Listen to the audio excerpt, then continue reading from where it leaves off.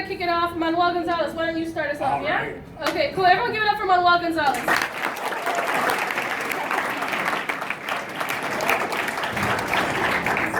Sometimes us poets pull out crumpled papers from our pockets to share poems like that in that way. This poem is about my name. I inherited my father's name. He was gone before he could put that gift in a box and wrap it up for me, but his name is my legacy. It reminds me of luminarias, the humble light that radiates history. And even though my father is a mystery, I have his name. It's like ristras drying in the sun to remind us of where we come from. My name sounds like rancheras, full of tears and heartache.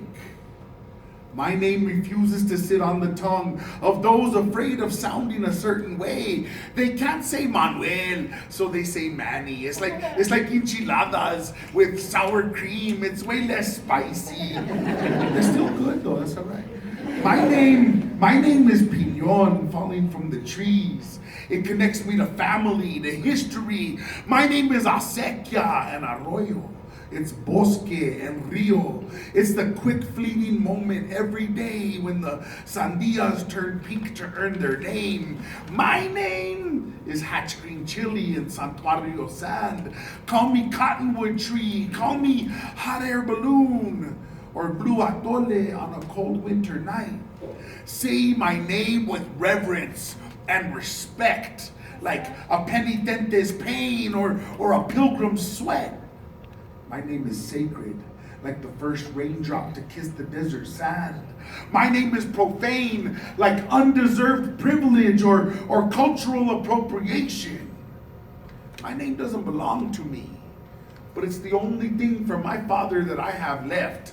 My name is history. My name is identity. My name is respect. Thank you.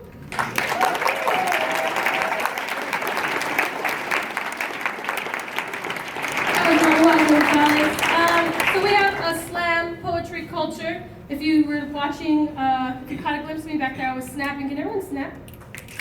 This is what we do in the poetry world when we're feeling something that the poet is saying. It's something we identify with. It's something we say, hey, I feel that way too, and I really like that line you were created. That's what we do to show love. It's really important that if a poet's up here speaking, the audience feeds back by showing snaps or going, yeah, spit poet, or any kind of interaction you have with the poet up here. You give us life and energy, and the more we give back. So then it creates a conversation between poet and audience. So that's a little bit about the culture of reading poetry out loud. So if you're so inclined and you want to snap for a line because you feel it, feel free to do so. This poem is called Mixed Blood. The old man from the coffee shop asks for my name.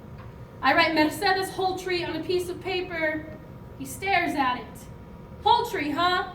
If you're Chicana, how did you end up with the German last name? Ah, you must be a coyote, a child of mixed blood. What he means to assume is you must be a bastard, a mutt, mongrel, vagabond, impure, complicated, messy, messed up, a monstrosity. You're one of those people, huh? Your parents are two opposite flavors and swirled you into existence. You're all Spanish accent and light skin, all long dark hair and freckles, too ghetto for AP placement, not brown enough to be called Mexican. You were that kid, I bet. Always having to prove your split tongue, always having to hear whispers about the skin you're in, the assumptions about where your blood comes from. Sangrona, the brown girls would say. She thinks she's all that because she's half white, talking smack in Spanish as if my grandmother never taught me how to cuss in our native tongue, answering questions like, you know Spanish, are you Spanish, what about Hispanic? You kind of look Latina, there's no way you're Mexican. You look white to me if you're white. Why do you pretend to be brown? You know Mexican's not a race, right? What's your dad? Your mom's from Mexico? Eventually. The questions and assumptions write themselves into a history lesson. My blood is the story of 9 million Americans who, like me, check the other box on the census. I'm the walking definition of rape, kill, and conquer, birth from oppress and oppressor. I am Aztec indigenous woman and Spanish conquistador. My ancestors were the ones mistaken for white gods and also the ones enslaved into patriarchy. I in part recognize your privilege and never forget your struggle part. Mexican mother and American father part, traceable to the root in part accepting the unknown. In the 17th century, The system of castas was based on the accepted knowledge that the character and quality of people varied according to their birth, race, color, and origin of ethnic types, and soon every name they call you only places you back on the list of social stratification. Mestizo, castizo, Spaniard, mulatto, morisco, albino, torne atrás, lobo, cambujo, albarazado, parcino, coyote, chamizo, coyote, mestizo, ahí estás. They all translate to mixed blood. Blood that is not pure. You are not pure, the old man tells me with his face. America loves pure, and you are messy, different, disordered, brewed, kneaded, and fused together. I nod my head proudly as if to say, yeah, I'm a walking history lesson, proof that we all come from the same tree, but eventually outgrow our roots. So yes, I am a mix of things, but what I am not is an identity crisis, some kind of chemistry experiment, America's ignorant assumptions about who I am and what I feel. My character belongs to me. My identity belongs to me. My blood belongs to me. And I'll be damned if anyone calls my blood anything but beautiful. Thank you, guys.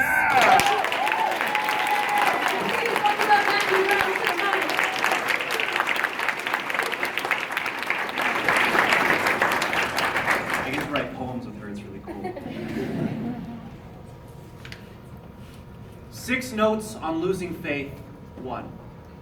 I learned about Sodom and Gomorrah before I learned about Stonewall. When I was young, I wielded cross like crowbar in attempts to pry the gay out of my heart. I know cold shoulder like muted prayer. I know silence like communion. I'm not ashamed to say that I am angry at God because both he and I have become experts at pretending the other doesn't exist, too. I want so much to believe in a heaven. When so many airplanes keep crashing back down to earth, the sky is no longer a safe place, and who built heaven's gates anyway? Who is God trying to keep out behind those holy pillars of gold and alabaster? Heaven is a gated community where you have to jump the fence just to reach the welcome mat. So you keep your pious, give the sky back the horizon. We've got plenty of iron bars down here 3. I don't know which God I owe an apology to. I just know that a prayer has never stopped a bullet, and not once have I believed they could. I wonder about faith. I wonder if the dying ever lose faith. I wonder which direction I should pray to on the days when the horizon has swallowed the sun and the world has stopped burning. On the days where everything feels like a eulogy, but nobody's got any salt left to cry, just too many open graves and too many shovels to fill them for. I look to God, and all I see are the shadows of airplanes and the feeling that I am all alone. I know nothing of God or his children. But I can't help but wonder if he's ever felt as lonely and as afraid as I do sometimes. Like the sum total of everything he had to offer wasn't enough. Does God carry the weight of the world over his shoulders like a bucket of water?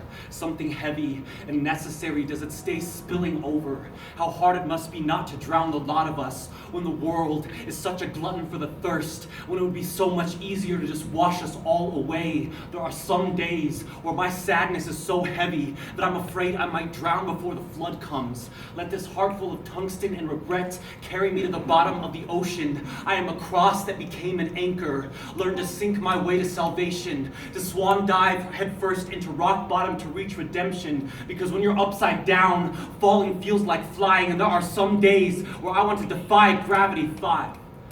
I've got nothing against prayer, but faith won't help us clean up all this rubble.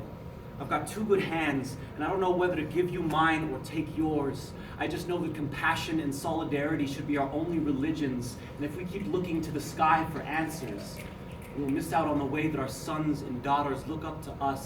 6.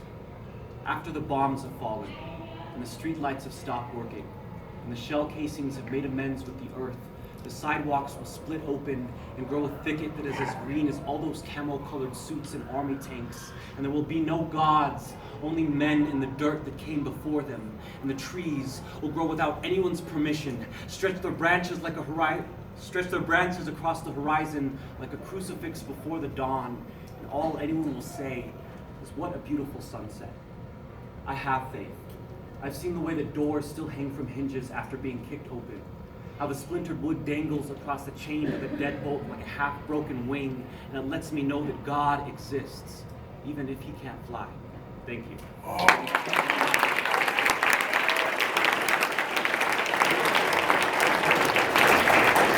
Matthew's so amazing. I hope to be able to write like him someday.